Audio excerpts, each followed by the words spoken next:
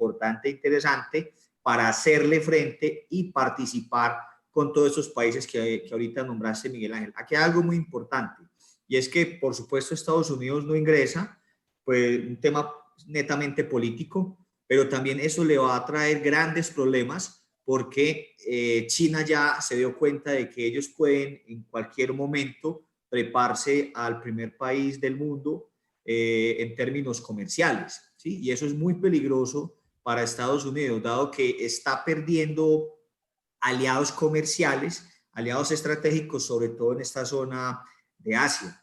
También hay algo supremamente interesante, y es que China se dio cuenta que para llegar a otros países debe hacer lo mismo que hace Estados Unidos: invertir dinero, ir a países menos desarrollados o países en vía de desarrollo e invertir dinero para que esos países abran las puertas y pues de esa manera dependan económicamente, en este caso de China. Un Camboya, un Vietnam, todos estos países no son países desarrollados, son países en vía de desarrollo, y China tiene grandes inversiones, hablando en términos comerciales y de dinero, allí. Entonces también es una dependencia que se ve de China hacia Asia, y me parece que ha sido supremamente acertado lo que ha facilitado, y sobre todo que China es quien lidera esa convención o haber desarrollado ese tratado allí. Eso es algo muy, muy interesante.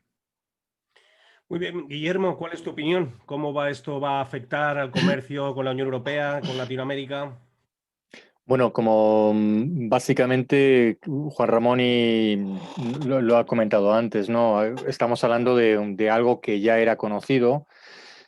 China, desde que Estados Unidos salió del control de la PEC con la presidencia de Donald Trump, dejó desabastecida toda esa unión económica y comercial que se desarrollaba en el área pacífica hace ya 4 años.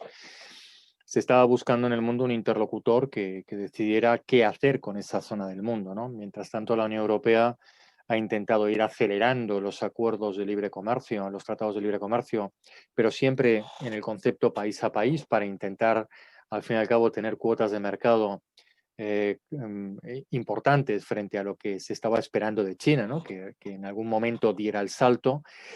Y bueno, estaba claro que con el nuevo presidente todavía decidiendo si le dan la asignación del gobierno americano o no, Joe Biden, donde su política internacional tampoco mostraba signos claros de recuperación con respecto a esos tratados que Estados Unidos había dejado, siendo cabecera visible de ellas, pues recuperarlos, aportando capital.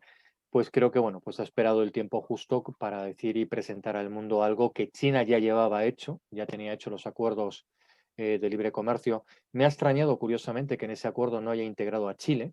Ha sido verdaderamente sorprendente para mí cuando ha integrado a Australia y a Nueva Zelanda, pero siendo el único país de Latinoamérica, del área pacífica, con el que tiene un acuerdo de libre comercio, no lo haya integrado para consolidar más su puerta de acceso y sobre todo consolidar el Tratado de Libre Comercio que tiene con Perú a las puertas también para firmar, para ya desembarcar realmente en todo el continente latinoamericano. Bueno, pues obviamente, como ha dicho Juan Ramón, es un mercado de 1.000 millones de personas.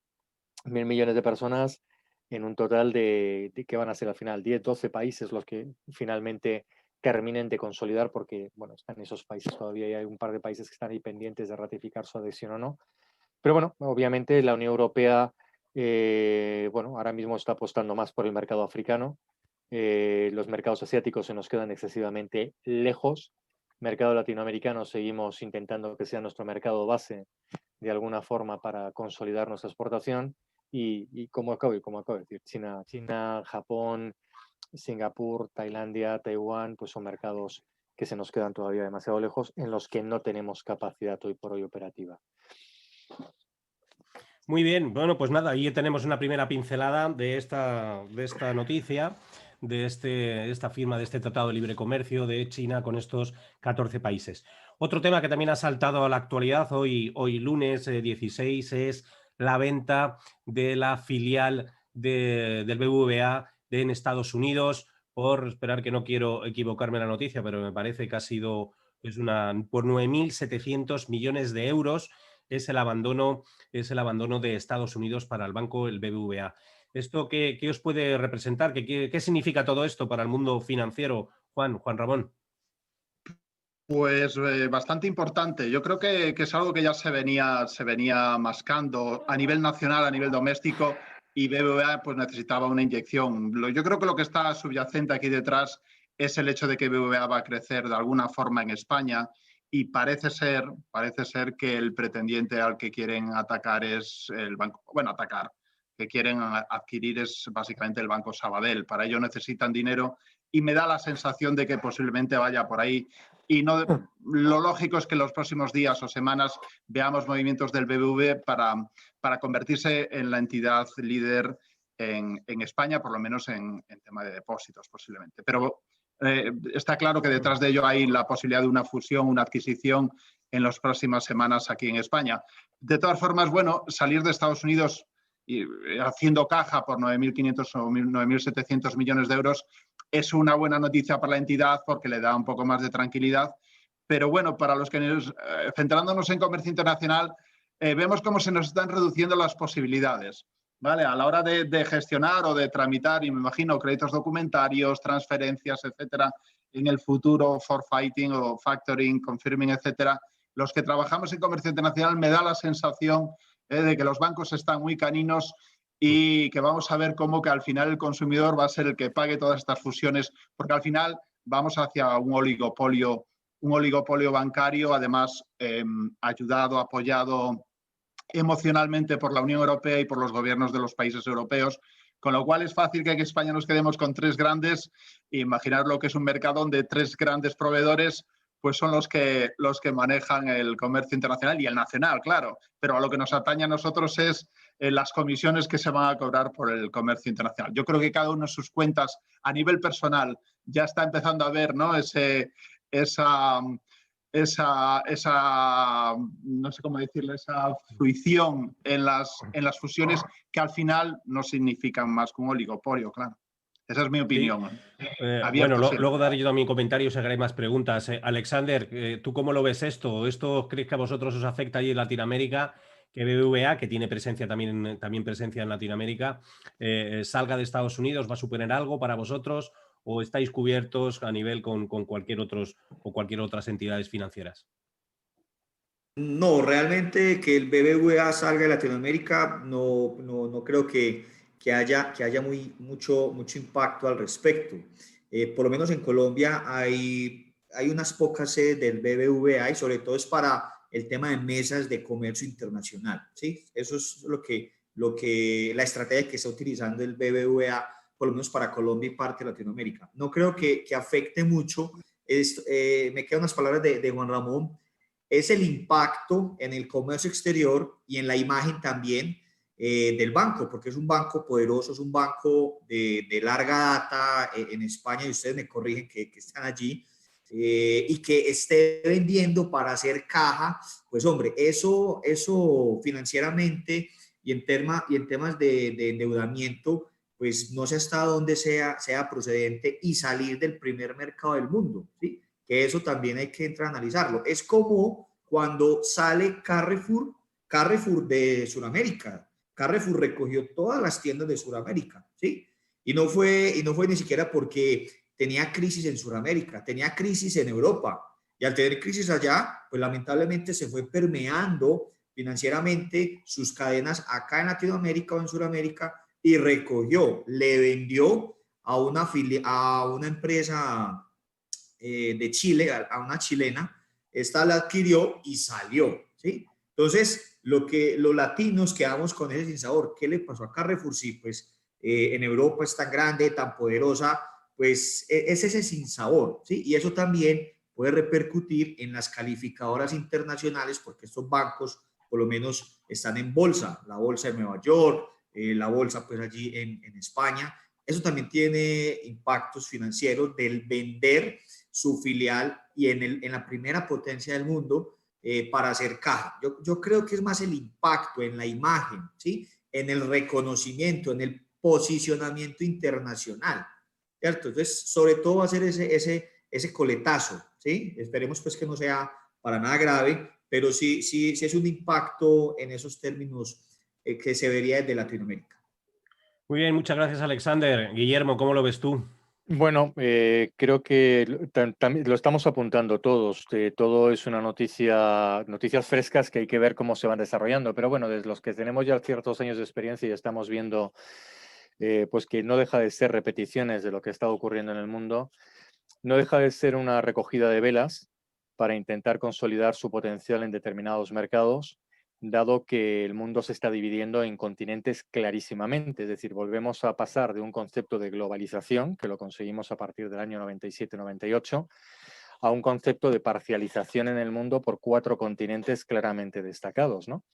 El continente asiático acaba de quedar en manos de China y será la que marcará absolutamente toda la política y toda la dinámica, con el control que va a tener dentro de la Organización Mundial de Comercio y la potestad que tienen todas las organizaciones internacionales para legislar y determinar cuestiones.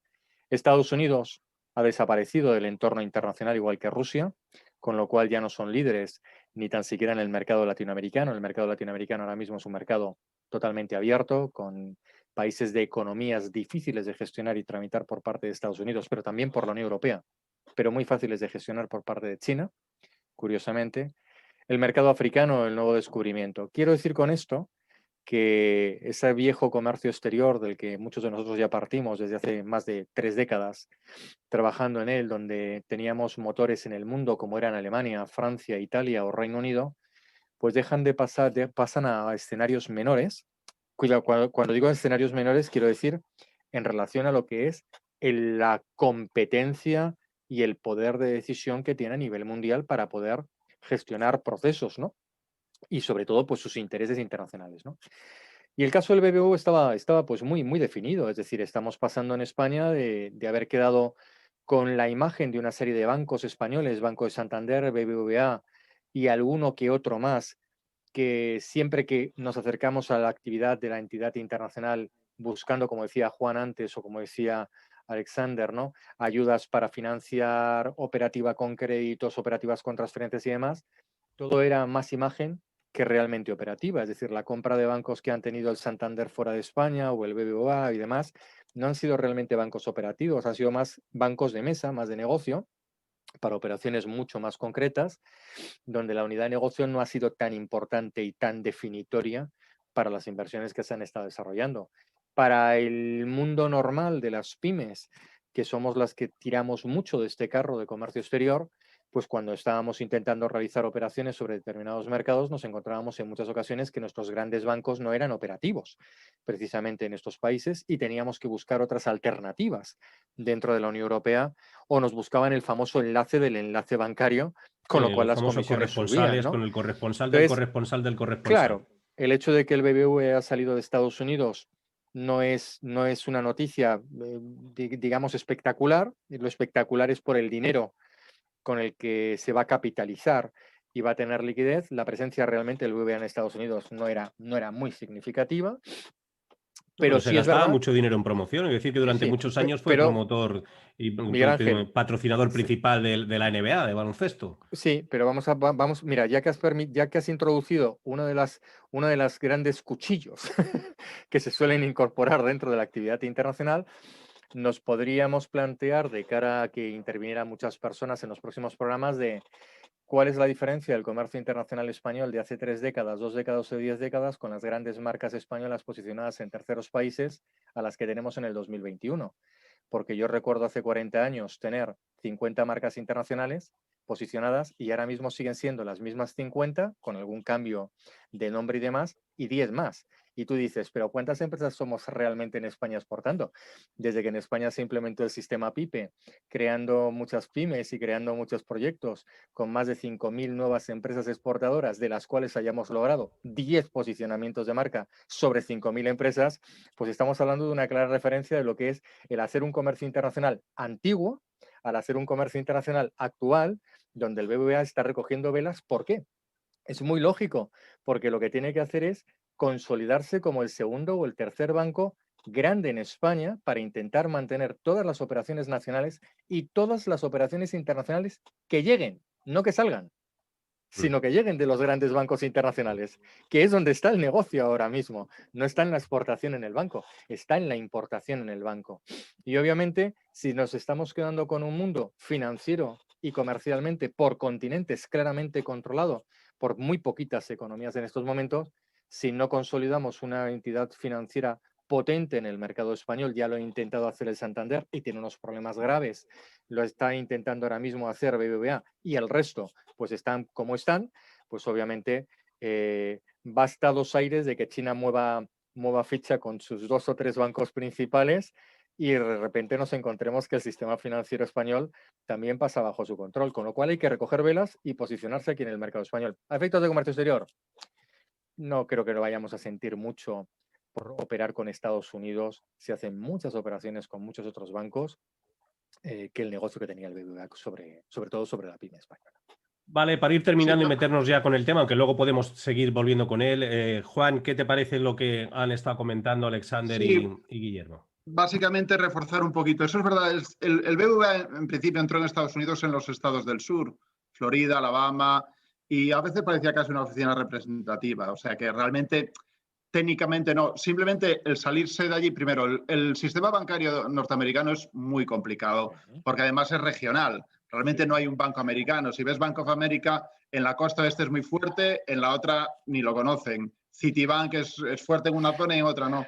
Entonces, bueno, más que eso yo creo que son 9.300 millones que les va a servir básicamente, vamos a decirlo claramente, para comprar el Sabadell, que es lo que tiene toda la pinta. Entonces, todos los usuarios del Sabadell pues van a tener, en vez del Sabadell y el BBVA como 2 opciones, tendrán una. Si además CaixaBank se queda con Bankia y Santander por su lado, nos quedamos con 3 bancos, con lo cual negociar precios ya sabemos quién lo va a pagar, como siempre. Vale, pues eso es básicamente lo que yo quería decir, que yo creo que está sobre la mesa y es lo que suele ocurrir. Bueno, pero también ahí sí que lo quería también comentar y ya nos estamos metiendo mucho en el tema financiero y alejándonos un poco del tema de hoy en concreto que teníamos propuesto, pero también no habrá también otra oportunidad o otra salida a esa banca no comercial, sino esa banca empresarial que no se suele conocer por la gente normal, habitual, porque no ves a sucursales, pero sí tenemos ya unos bancos de cierta especialización y tenemos también unos bancos con cierta presencia, por ejemplo, puede ser en África o puede ser también en Asia y que no son tan conocidos, pero sí son conocidos en el mundo financiero. ¿Pensáis que va a haber una oportunidad para ellos o vamos a llegar a ese oligopolio y todo va a ser infinitamente más caro? Bueno, hombre, si queréis hablo yo un poco y os dejo ya. Tampoco creo que sea eso, tampoco que lo que va a ocurrir es que habrá menos jugadores. La potencia de mercados africanos pues podrá unir la potencia que tiene el Sabadell fuera, por ejemplo, y la que tiene el BBVA, y bueno, habrá ciertas sinergias, pero tampoco creo que vaya a ser un cambio fundamental en la exportación. Esa es mi opinión. Sí. Coincido totalmente con Juan, ¿eh? Totalmente. No va a haber un elemento de diferenciación. De hecho, fijaros, acabas de mencionar el continente africano, ¿no? Preguntémonos, ¿cuántos bancos españoles dan reconocimiento en el enganche de las cuentas de los códigos SWIFT con bancos africanos? Eso es uno de los y situados en África. O sea, esa es una realidad, pero cuando decimos ahora mismo con este descubrimiento del continente, bueno, es que nos estamos dejando aterrizar en África. No, están dejando de aterrizar en África los exploradores del siglo XXI, que son las pymes españolas, que están intentando hacer ahí lo que buenamente pueden entre polvo, mosquitos y vacunas que se ponen para poder llegar con sistemas que además no están consolidados de promoción y que no funcionan de esa forma en esos mercados, prácticamente ninguno, y que cuando buscas la asistencia del apoyo español, por ejemplo, de los bancos, no lo tienes. O sea, es muy duro llegar a un banco como puede ser el Banco de Santander o el BBVA y decirle, mira, tengo un cliente en Níger, tengo que realizar operaciones desde allí, y te le das un listado de 7 bancos y te dice, es que no opero con ninguno. Y dice, joder, ¿qué es lo que estoy haciendo entonces sobre este mercado, ¿no? Pero es que esto mismo ocurría en Latinoamérica y nos ocurre exactamente lo mismo en Asia. Quiero decir que es que la presencia de los bancos españoles fuera de España, bueno, digamos que está muy asentada en el mercado europeo por los enganches que tiene, pero a nivel internacional ha sido más significativo, ha sido más, como ¿quién ha utilizado antes la palabra? Representación, ¿no? Ha sido más una cuestión de representación. Más bueno, hacia y Latinoamérica, ¿no? En Latinoamérica nacional, sí se tiene buena representación española, ¿no? En Latinoamérica no podemos oler esos problemas, ¿no? A ver, Alexander, tú que andas por allí, ¿cómo ves todo este tipo de situaciones y de circunstancias?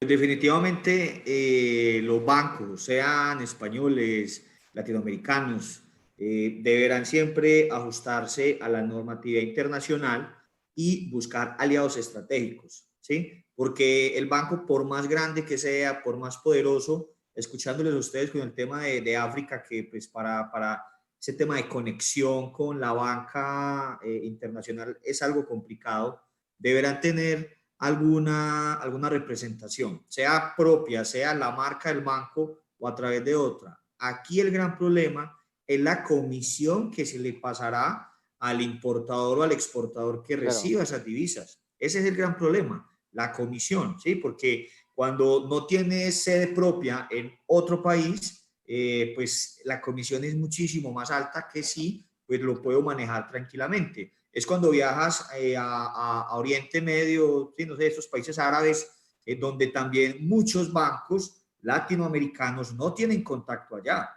Y para abrir o desarrollar, no, trabajar con tu tarjeta de crédito es un problema gigante porque no la reconoce. Y pues uno dice, hombre, la tarjeta de crédito la deben reconocer en todo el mundo y no, qué pena, pero no la reconocen, ¿cierto? Y si la reconocen, solamente por seguridad te permiten un monto muy pequeño. Entonces, una MIPYME, ¿cómo va a hacer compras internacionales si, por ejemplo, está allá y solamente le permiten transar $1.000 o 1.000 euros? Es una cifra extremadamente pequeña para algo que posiblemente vas a comprar. Ese sistema financiero es muy complejo y ahí es donde vienen las fintech. Y qué pena meterme un poco, Miguel Ángel, en ese tema, pero la bancarización virtual ahora es donde está cogiendo fuerza, ¿sí? Los trámites virtuales, la banca virtual, ahora hoy está cogiendo más fuerza. Ya depende de cada uno de los gobiernos, ¿sí? De los países que implementen las políticas para que esa banca virtual realmente sea exitosa. Porque los bancos tradicionales, en este caso un Bancolombia, ¿sí? Hablo Colombia, un Bancolombia, Da Vivienda, pues se van a ver afectados porque esa banca virtual, ¿sí? Va a cobrar menos comisión. Los bancos comerciales pues ganan muchísimo dinero. Entonces ahí es donde vienen esas fintech, donde vienen los big data y todo ese tema de bancarización virtual que también las empresas y los emprendedores, para hablar pues de las MIPYMES, deberán hacerle frente, ¿sí? Y es un tema, no es para nada complejo, es supremamente rápido y ágil, pero deben entenderlo muy bien. Entonces, listo, hay un inconveniente, pero miren cómo se va abriendo cada vez más posibilidades. Sí, pero si me Muy permites, bien, Alexander, si me pues permites muchísimas segundito. gracias. Vamos a meternos después de esto, que nos hemos comido ya la mitad del tiempo, pero yo creo que es interesante e importante que mantener y que hablar de los temas de actualidad y que no estemos enlatados, que Exportadores por el Mundo sea un programa abierto, dinámico, y por eso comentaros que podéis participar a todos los que nos estéis escuchando. La verdad me estoy llevando una sorpresa importante cuando me están pasando los datos, lo estoy viendo. Se nos está escuchando desde Colombia, se nos está escuchando desde México, se nos está escuchando lógicamente en España, pero también desde Francia y también desde Alemania. Con lo cual, muchísimas gracias a todos vosotros activadores que estáis ahí escuchándonos en directo y también viéndonos a través de Facebook. Estamos transmitiendo también este programa de Exportadores por el Mundo a través de la página web, en diferentes páginas. Pero bueno, seguimos una porque si no es un poco complicado seguir vuestros comentarios a través de la página de Facebook de activaradio.org, donde podéis formular vuestras preguntas, donde podéis formular vuestros comentarios y así se lo vamos transmitiendo a nuestros tertulianos, a nuestros analistas.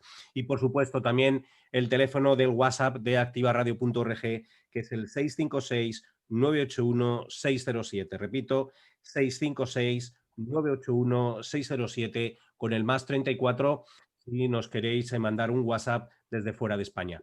Bueno, y después de esta entrada, de esta situación de novedades en las que nos estamos viendo, vamos a meternos a analizar y ver un poco cómo es este sector de los bienes de equipo, de los bienes industriales. Juan, métenos un poco en materia, métenos un poco para dar a conocer o entender un poco más este sector. Bueno, pues básicamente estamos hablando de uno de los grandes motores económicos de España y de los países más industrializados, obviamente, pero en el caso español es muy importante. Más o menos hablamos de una industria los bienes de equipo, que son fundamentalmente, por darle alguna definición, aunque luego entraremos con los compañeros, aquellos, digamos, bienes que su función fundamental son producir bienes de consumo. Esa sería una definición muy generalista, pero luego entramos un poco, porque hablamos de muchísimos rubros que van desde maquinaria, van hacia producciones metálicas, etcétera, etcétera. Son muchísimos códigos.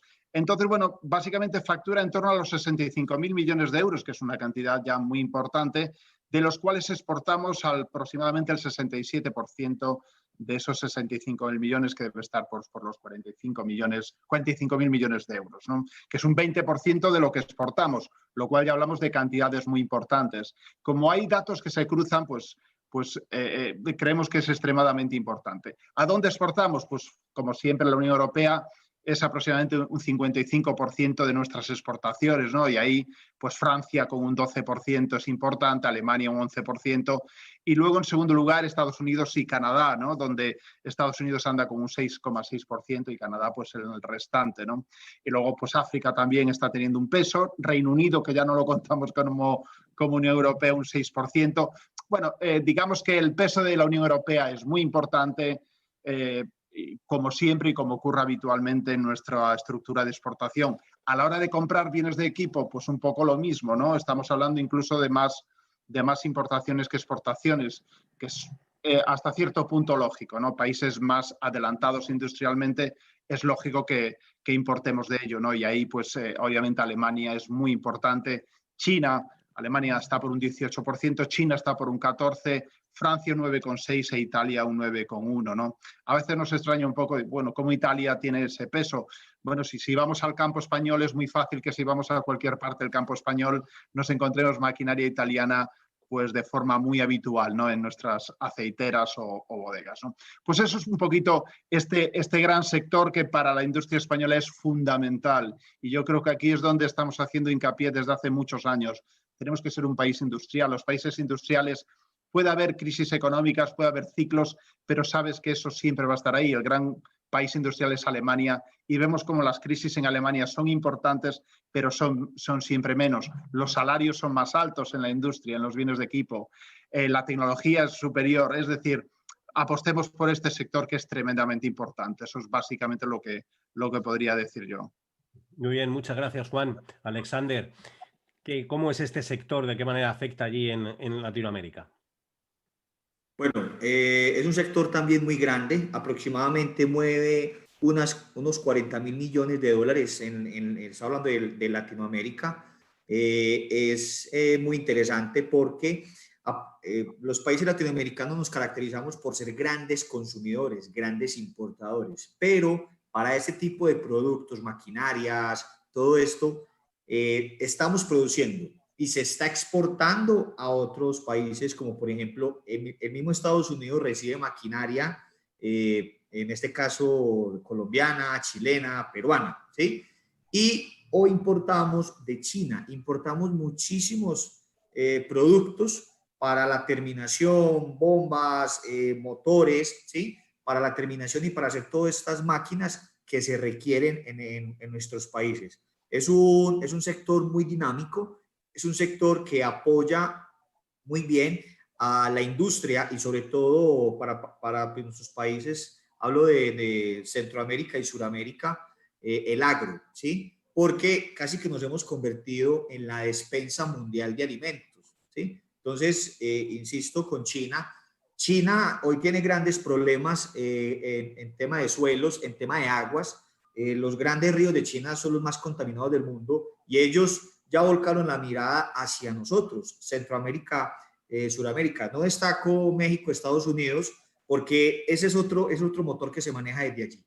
Pero entonces, al volcarse hacia estos países, pues se ha volcado también la inversión y la importación de grandes maquinarias para apostarle y apoyar el desarrollo en el agro que requerimos acá. Y también, pues, se tecnifica el agro, hace que los productos, los servicios sean muchísimo más eficientes y se pueda cobrar mucho más en los mercados internacionales. De ahí a que nos estamos volviendo grandes exportadores de productos, estoy hablando netamente del agro, para países que requieren pues todo ese tipo de aprovisionamiento. Aquí hago un pequeño paréntesis. Hoy en Colombia tenemos una crisis de la papa, ¿sí? No sé cómo se denomina en España. ¿Papa? ¿Sí? La patata. La patata.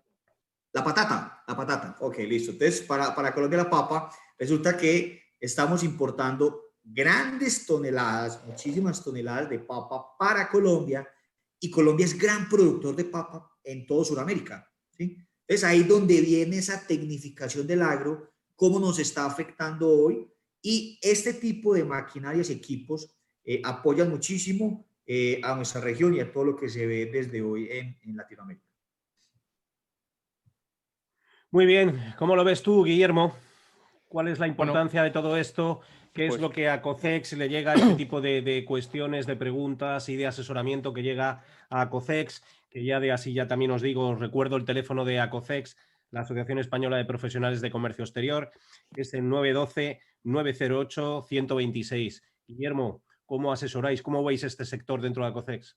Bueno, en la asociación realmente intenta trabajar muy de la mano de las instituciones españolas y sobre todo en este sector de las asociaciones que están detrás de ellos, como por ejemplo puede ser CERCOVE, que bueno, que son las que realmente aglutinan o concentran el casi 90% de los servicios de apoyo o desarrollo de la internacionalización desde hace décadas. ¿En qué consiste esta colaboración? Realmente en atender aquellas consultas técnicas que desde el punto de vista fiscal, desde el punto de vista aduanero, desde el punto de vista de la reglamentación de doble uso por los nuevos por mercados especiales con los cuales se quiere trabajar, el análisis que hay sobre la legislación en el mercado de destino, técnica, efecto de si pueden viajar determinados componentes montados, desmontados o integrados con piezas o con fluidos o con otra serie de elementos, bueno, pues iban a poder estar entrando o importándose de una misma forma. También desde el punto de vista de trabajar los proyectos como partes o como el todo, con lo que afecta desde el ámbito de la reglamentación y, por supuesto, dentro del marco legal, en el ámbito mercantil, donde, bueno, pues este tipo de operaciones, este tipo de proyectos se ajustan mucho, por lo menos los que recibimos nosotros, a proyectos, a grandes proyectos de licitación, donde las empresas españolas normalmente no suelen ser las líderes de estos proyectos de licitación, pero sí suelen ser partes de estos grupos de desarrollo o estos consorcios de desarrollo dentro de los proyectos de licitación, donde, bueno, pues elaboramos partes de componentes de un gran proyecto, donde en España esta parte técnica es muy importante y desde la cual, pues bueno, pues intentamos lógicamente también ayudar a definir, a mejorar los costes, a mejorar la fiscalización de este tipo de operaciones. Fíjate, además, Miguel Ángel, que estamos hablando de un sector que en el sistema armonizado se encuentra básicamente recogido en el capítulo 84 y en el capítulo 85, en la sección 16 del sistema armonizado. Simplemente para que nos hagamos a la idea, los oyentes, el sistema armonizado, el sistema que nos permite clasificar a los productos, las mercancías que nos intercambiamos y que el mundo ha decidido hacer en 21 secciones que dividen 99 capítulos para intentar, bueno, pues aplicar luego ese procedimiento, ¿no?, de control de movimiento y salida de mercancía, dice que todo lo regulamos en 99 capítulos, en los cuales estaría ese 84 y ese 85 de la sesión de esta tarde, pero es que fijaros la importancia que tienen los productos de estos dos capítulos, que solamente el 84 tiene 87 partidas de base, prácticamente lo mismo que el sistema armonizado. Yo siempre digo que el capítulo 84 es déjame ver que tengo que entrar en el otro sistema armonizado, Claro. en el global y en el Lógicamente, específico, es una gran variedad porque de es productos, una una gran número. locura lo que te encuentras. Pero es que cuando te vas al 85, dentro de lo importante que es que el 85 tiene 48 partidas de base.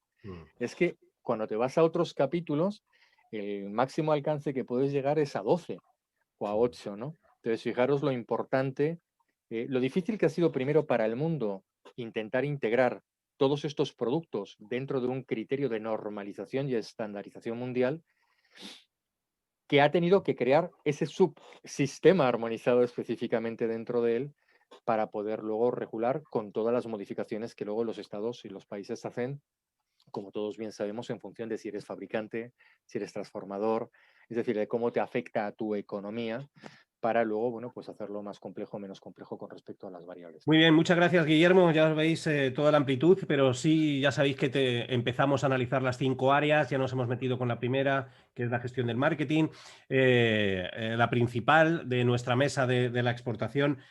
¿Cuál es la mejor forma de entrada o cuál es la forma de entrada habitual? Existe mucha diferencia con lo que vimos la semana pasada de las máquinas herramientas, o no, o son formas de entrada completamente distintas y diferentes. ¿Quién empieza? Hombre, al ser las máquinas herramientas, digamos, estar dentro de bienes de equipo en su mayoría, fundamentalmente me da la sensación de que no hay demasiada diferencia. Pero sí es cierto que los bienes de equipo estamos hablando a veces de elementos de un valor añadido muy alto. Por lo tanto, aquí podríamos incluir con bastante frecuencia el project finance y elementos de ese tipo, ¿no? Entonces, ahí podríamos hablar incluso a veces, trabajar el business to government, por ejemplo, con lo cual las formas de pago ya se nos irían a otros elementos con créditos gubernamentales, etcétera, ¿no? Y con ciertos elementos que se dan entre gobiernos también o entre empresas y gobiernos finales, ¿no? Yo creo que por el volumen un poco y lo que decía antes Guillermo, el número de diferentes rubros que aparecen en este apartado, pues nos vamos ya a elementos muy grandes y sobre todo el tema de la financiación de proyectos creo que hace que a veces estemos hablando más de elementos llave en mano, etcétera, que la simple máquina herramienta que podíamos ver la semana pasada. No sé qué opinan los demás, por ejemplo, Alexander desde Colombia. Igual, no creo que cambie mucho el tema de comercialización o ingreso de esos productos a los países, ¿sí? Se tendrá que, pues como lo hablamos la semana pasada, pues lo más básico o lo que se suele generar es hacerlo a través de una comercializadora y que esta pues a su vez ya lo entregue al cliente final. Y en este caso también son máquinas, independientemente de que se puedan importar o exportar de manera fácil, también son muy específicas para algunas labores propias o generación de proyectos. No creo pues que haya pues mucha diferencia. También lo mencionábamos la semana pasada y era buscar, pues ahorita nos toca por la nueva normalidad, por lo que está pasando hoy en el mundo, a través pues, de las exposiciones virtuales o los congresos virtuales, también pues como intentar llegar a esos clientes o a esos comercializadores, si así lo queremos denominar. Pero no me parece a mí mucho el cambio en el momento de ingresar a un país. Confirmamos prácticamente lo mismo, ¿no? Que han estado diciendo con nuestros dos compañeros, ¿no? Es un sector fundamentalmente de proyecto llave en mano, totalmente integrado, que normalmente requiere en muchas ocasiones de tener un servicio técnico asentado en el mercado de destino, por tanto la forma de acceso no es solamente el condicionarme a llevarla, o sea, adaptar el proyecto al mercado de destino, sino implantarlo, que esté funcionando, sino que además de esto es un servicio técnico a posteriori de reparación, distribuidores o agentes o filiales específicamente para ellos. Y luego un elemento muy importante que tiene este sector es el concepto del recambio, el concepto de la pronta asistencia para poder reparar estos grandes proyectos, en cuyo caso el capítulo 84-85 del sistema armonizado, cuando lo analizamos desde un punto de vista logístico, que ahora entramos en otra de las áreas, precisamente es uno de los que más utilizan las zonas especiales aduaneras, precisamente para dejar situadas sus mercancías importadas o ya importadas, pero exentas de algunos tributos, para poder suministrar y atender. Bueno, lo que no puedes hacer es parar, por ejemplo, un proyecto de una piscifactoría completa porque te han fallado varios motores o varias depuradoras o varias turbinas, ¿no? Con lo cual no puedes estar esperando de que un barco te tarde ahora 35 días para que pueda llegar allí, ¿no? Entonces estamos hablando de que es uno de los sectores que el proyecto llave en mano hay que abrirle muchas más patitas para entender que y sí permitirme que a lo mejor en nuestra experiencia desde Acocex es un sector que, aunque en España no tenemos esa especialización de profesionales, pero sí lo vemos en países nórdicos, por ejemplo, es un sector que es muy dado a realizar compraventas en el régimen de operación compensatoria. Es decir, en las que en España conocemos como operaciones denominadas de counter trade, counter purchase o cooperación industrial, ¿no? Donde estamos hablando de, yo desarrollo un proyecto llave en mano, una parte me la estás pagando en capital, en una divisa fuerte, con el medio de cobro pago, con garantías, project finance detrás que pueda avalar el desarrollo financiero y tal, pero la otra parte me la vas a pagar con la implantación o con la participación en sociedades de tu país, en grandes sectores, en grandes explotaciones del sector minero, sector agro, sector materias primas, o simplemente en el proceso del intercambio de este proyecto vale 120 millones de euros, pues me vas a pagar 47 en euros y el resto es parte en inversión concedida en ese tema y parte en importación, mercado broker, para poder colocar materiales, minerales, piedras semipreciosas o materiales agrícolas de primera necesidad. Pues un tema muy interesante todo este sector, de verdad que da para hablar mucho y nos quedan 10 minutos y os tengo que decir que tenemos preguntas de los activadores, de estos activadores del comercio exterior y amigos de exportadores por el mundo. Y tengo una pregunta que esta sí que no viene dirigida a nadie, a través de la página de Facebook, donde estamos también emitiendo en directo, y Felipe Génova pregunta o dice, hace un comentario: tengo varias partidas de maquinaria en oferta a través de una trading. Entre otras, tengo camiones hormigoneras, cabezas tractoras y excavadoras de segunda mano. ¿Qué país recomendaríais para iniciar este proceso o negocio de venta de esta maquinaria? ¿Quién empieza? Juan. Juan o Alexander. Guillermo, como queráis. Bueno, es que estamos hablando de muchísimos elementos diferentes. Así es. Yo por el sector del transporte, y cuando hablamos de camiones, etcétera, maquinaria de construcción, etcétera, hay siempre mercados. Lo que pasa es que ahora mismo están complicados, pero por ejemplo el Magreb siempre ha sido un mercado muy interesante, y también Oriente Medio. De hecho, mi experiencia que he tenido más cercana con este tipo de bienes es fundamentalmente Oriente Medio, y el norte de África siempre han sido muy activos en demandar este tipo de productos, ¿no? Especialmente, además, el caso de Arabia Saudí siempre ha sido bastante relevante para empresas españolas del sector, ¿no? Por tanto, creo que puede ir un poquito el tema por ahí, ¿no? Bueno, Alexander. Alexander, ¿tú cómo lo ves? ¿Qué le dices? ¿Qué Bueno, le dices a Felipe? Que te está escuchando. Sí, pues a Felipe, sobre todo en países de Centroamérica y del Caribe, ¿sí? Ese tipo de productos se pueden comercializar bien allí, dado que las restricciones de ingreso a maquinaria, por ejemplo, de segunda mano, no son tan estrictas como los países sudamericanos, ¿sí? Entonces yo creo que posiblemente podría tener mejores oportunidades en Centroamérica y el Caribe, en las islas del Caribe también. En esas 11 islas maravillosas también se puede comprar algo de lo que nos está preguntando Felipe. Y sin lugar a dudas, Felipe, lo que pasa es que, claro, aquí estamos en la guerra y ahí coincidiremos todos por la experiencia que tenemos en la guerra de quién es la trader o la broker especializada en un mercado y quién es quien realmente tiene el contacto gubernamental o el contacto de la unidad de negocio privada que puede comprar toda esa flota que tienes ahí aparcada en estos momentos, ¿no? Pero el mercado de las ex repúblicas soviéticas es un mercado que ahora mismo está engullendo, pero ¿qué te voy a decir yo? Plataformas completas de vehículos de segunda mano de todo tipo, agrícolas, industriales, minerales, para minas, etcétera. Es decir, es verdaderamente espectacular. Lo que ocurre es que desde España no vamos a tener llegada directa, es muy complicado poder tener una llegada directa a Uzbekistán, Azerbaiyán, Kirguistán, por ejemplo, muy complicado. Y entonces tendríamos que trabajar dentro de esa cadena de enlaces de intermediarios, ¿verdad? De trader, hasta encontrar quién es esa compañía súper especializada que tiene realmente ese enlace, pero que compran campas completas, ¿eh?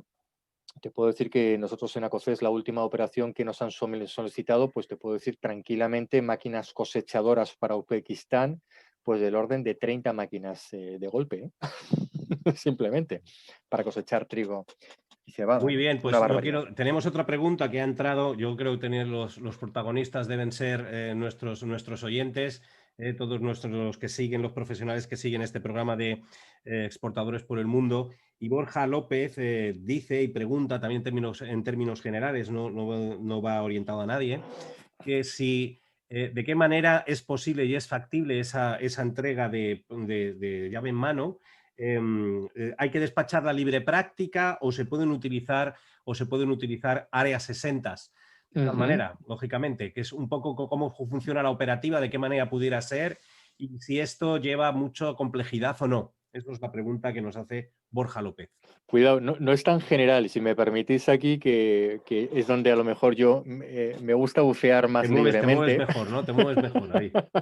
Donde me gusta bucear. Bueno, no es que me mueva mejor, es que los demás no sé por qué le siguen teniendo miedos al campo de la fiscalidad y a la aduana. Yo no, sigo viendo responsables de exportación que cuando les dices fiscalidad de aduanas dicen, ¿dónde está la próxima feria? Que me apunto, que no quiero saber nada del tema, ¿no?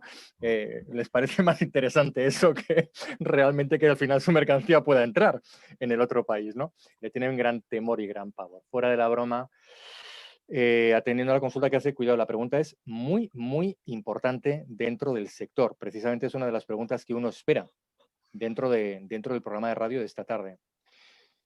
Como bien preguntas, vamos a ver, son productos que un alto porcentaje de ellos, desde el punto de vista de la normativa, en el caso de la Unión Europea, bien, aduanera, requieren un documento que se llama DESPE, Despachos para Destinos Especiales.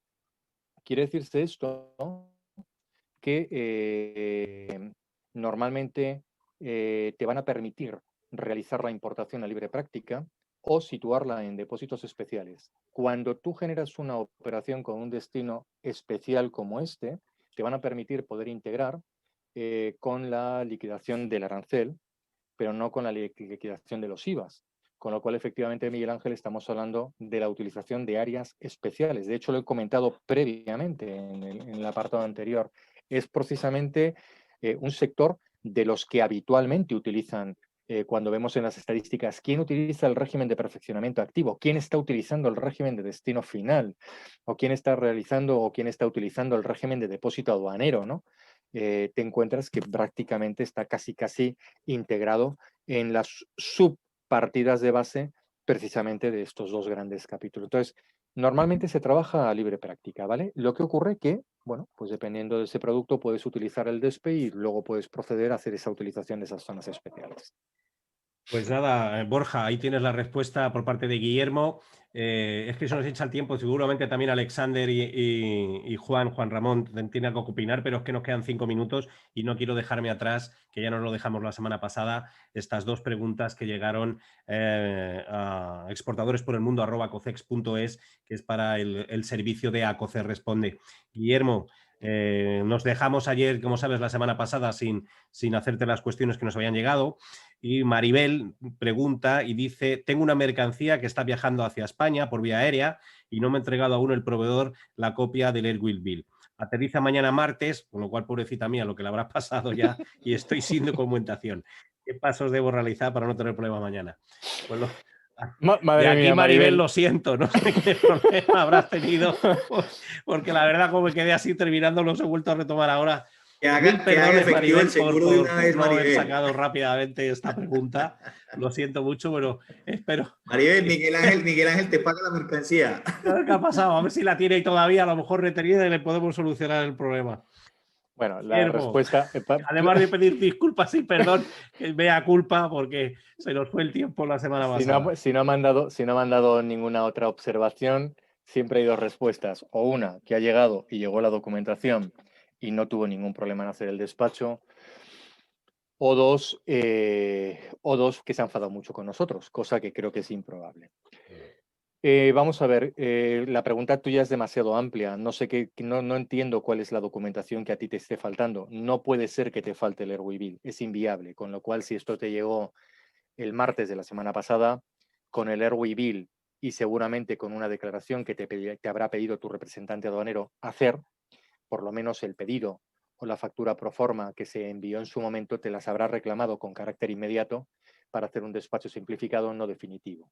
Correcto, con lo cual no habrías tenido mayor tipo de problema y habrías realizado el despacho de importación. Tendrás un margen de un periodo de tiempo que te habrán asignado en la aduana, lo normal son 30 días, para presentar el resto de la documentación complementaria. Dado que no especificas qué tipo de producto es, esta solución rápida, que espero que es la que se has tenido el martes pasado, ojalá te haya servido partiendo de la premisa de que no hayas tenido tú la necesidad de tener que presentar algún documento que estuviera condicionado a que tu mercancía llevara una preinspección sanitaria, técnica o lo que correspondiera, y que para poderla iniciar tuvieran que haberte mandado desde el origen el equivalente de ese documento que les habrían valido a ellos en exportación, donde hay muchos países que hoy día tienen que mandarlo a la Unión Europea para que tú puedas iniciar el procedimiento. Entonces, bueno, vamos a sospechar que en el mejor de los casos el Ergo Bill estaba, que la Proforma la tenías seguro, que el Packing List seguro que la tenías digitalizado, que no tenías ningún documento especial y que con la autorización de despacho pues seguramente habrás podido retirar la mercancía sin mayor problema. Muy bien, muchas gracias, Guillermo. Y la siguiente pregunta que se nos quedó también en el tintero la semana pasada, dice Ana que un cliente suyo le está pidiendo un manifiesto de salida del barco del puerto español, pero que ya no tiene ningún documento. ¿Qué debe hacer cuando se ocurre esta situación? Porque además dice que el destino es Japón. Bueno, pues nada, de momento plantearte, si me permites la expresión seriamente, volver a hablar con tus operadores logísticos, invitarles nuevamente a que te vuelvan a ofrecer sus servicios todos para llevar tus productos en consideración al mercado de Japón, un mercado que por norma principal tiene el que cuando una mercancía llega indocumentada o a falta de documentación, te asignan básicamente esta razón estándar de tienes 24 horas o para despachar o para retirar la mercancía, que te metemos directamente en otro barco, en otro avión y sale. Vete tú a saber a dónde.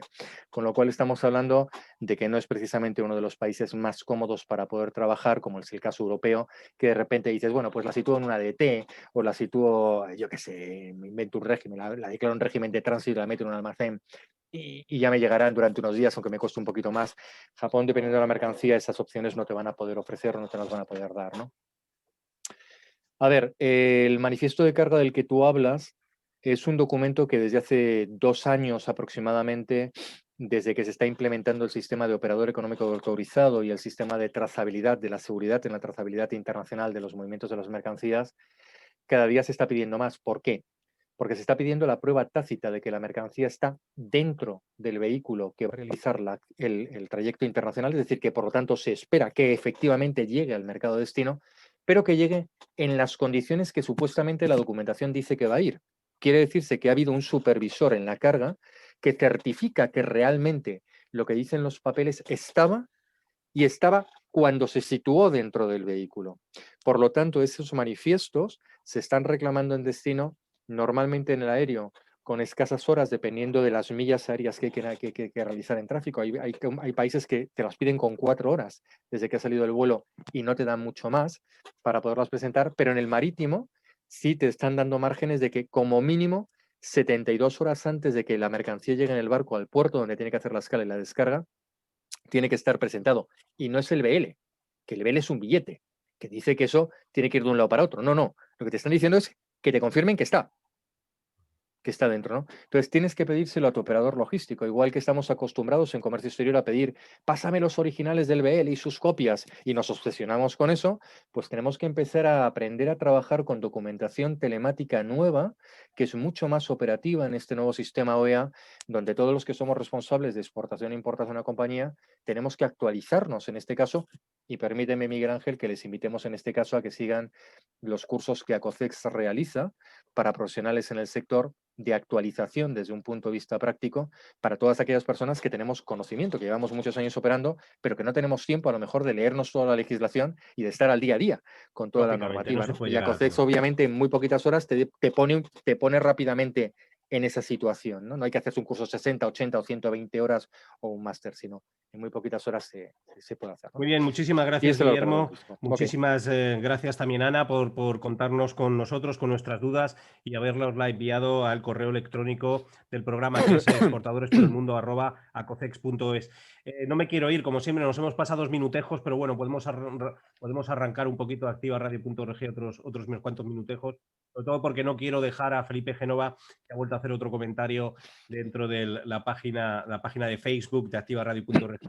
Y va directamente a ti, Guillermo, con todo lo que has estado contando del tema de la maquinaria, de toda la Europa del Este, que veías que es uno de los hándicaps españoles.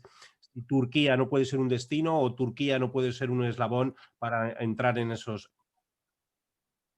Pues mira, precisamente, Felipe, se te ha cortado Miguel Ángel, pero precisamente la operación de la que te estoy hablando ahora mismo, Felipe, viene precisamente de una broker turca, que es la que genera precisamente ese tipo de cuestiones. Entonces, y te puedo decir que la pregunta, Felipe. el personal con el que he estado reunido aquí online, pero con el personal que he estado reunido de diferentes delegaciones europeas, curiosamente todos hablaban perfectamente español. La mayoría eran árabes o eran kirguisos o eran uzbecos. Y el dueño, te puedo decir que era una persona que no creo que tenga más de 32 años del negocio. Y no te puedes imaginar la cantidad de operaciones que desarrollas. Brutal, brutal. Muy bien, muchísimas gracias, Guillermo. Juan, a cerrar, cuéntanos, haznos un pequeño resumen y ya nos despedimos de vosotros, nos despedimos hasta la semana que viene y de todos los que nos están escuchando, de todos los activadores que nos siguen en directo a través de activaradio.org, a través de la emisión en directo, a través de las diferentes páginas de Facebook y luego también un saludo a todos los que nos escucharán en streaming. Muy bien, pues básicamente la actualidad nos ha comido de alguna forma interesante, porque siempre es muy interesante la actualidad con esas dos noticias muy recientes que creo que nos han dado una buena cobertura. Pero hemos hablado de los datos de exportación de este sector de bienes de equipo, que ya hemos visto que es muy amplio, con esos capítulos 85 y 86 que son bestiales y que ocupan una parte importante de nuestra exportación. Hemos visto volúmenes, también las formas de acceso, y ya digo que hemos dedicado una parte importante a dos eventos importantes como es ese pacto en Asia con China de líder y esa salida del BBVA de Estados Unidos. Simplemente para acabar, ¿os acordáis que más o menos a las 5:20 o 5:25 hablábamos de la salida del BBVA de Estados Unidos y comentábamos algo del Sabadell? Bueno, pues a las 5:40 recibo un mensaje. El BBVA y el Banco Sabadell reanudan conversaciones para negociar una fusión. Las entidades han contratado a bancos de inversión y esperan empezar pronto el análisis de las cuentas para valorar una ecuación de canje. Con lo cual, 3.000 millones creo que se van a ir al Sabadell. Ya está. Ya está. Las cuentas fáciles, ¿no? Ya empezaremos a pagar más comisiones por los créditos documentarios. Juan Ramón, para que luego digan que el comercio exterior es difícil. Teniendo dinero, no lo es. No lo es. Ya vendrán las pymes ahí todo el dinero en comercio exterior. Bueno, pues eso es todo por mi parte. Muy bien, pues muchísimas gracias. Hasta aquí hemos llegado un día más aquí en Exportadores por el Mundo desde las ondas de activaradio.org.